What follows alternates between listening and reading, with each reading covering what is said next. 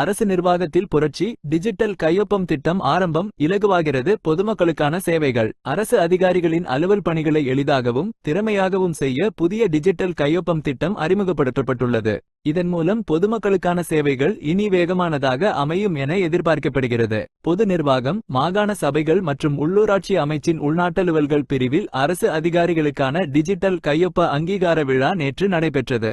இந்த நிகழ்வில் கலந்து கொண்ட அமைச்சர் கலாநிதி சந்தன அபேரத்ன டிஜிட்டல் கையொப்பத்தின் முக்கியத்துவத்தை எடுத்துரைத்தார். பொது சேவைகளை டிஜிட்டல் மயமாக்கி புதிய பாதைக்கு கொண்டு செல்வதே தற்போதைய அரசாங்கத்தின் நோக்கம். மக்கள் எதிர்பார்க்கும் திறமையான பொது சேவையை உருவாக்குவதே எனது குறிக்கோள். இந்த புதிய தொழில்நுட்பத்தை கிராம அலுவலர் மட்டத்திற்கும் கொண்டு செல்ல வேண்டும் என அவர் தெரிவித்தார். 2006ஆம் ஆண்டு மின்னணு பரிவர்த்தனை சட்டத்தின் அடிப்படையில் இந்த திட்டம் செயல்படுத்தப்படுகிறது. இதன் முதல் கட்டமாக மாவட்ட செயலகங்கள் மற்றும் பிரதேச செயலகங்களில் உள்ள அதிகாரிகளின் கையொப்பங்கள் டிஜிட்டல் மயமாக்கப்பட்டுள்ளன. லன்கா பே நிறுவனம் இந்த டிஜிட்டல் கையொப்ப அதிகார சபையாக செயல்படும். இந்த தொழில்நுட்பத்தின் மூலம் கடிதங்கள் மற்றும் கோப்புகளை செயலாக்குவதில் ஏற்படும் தாமதங்கள் தவிர்க்கப்படும். இதன் விளைவாக திறமையான மற்றும் பயனுள்ள சேவையை பொதுமக்களுக்கு வழங்க முடியும் என எதிர்பார்க்கப்படுகிறது. இந்த டிஜிட்டல் மயமாக்கல் திட்டம் இலங்கையின் அரசு நிர்வாகத்தில் ஒரு புதிய அத்தியாயத்தை உருவாக்கும் என நம்பலாம்.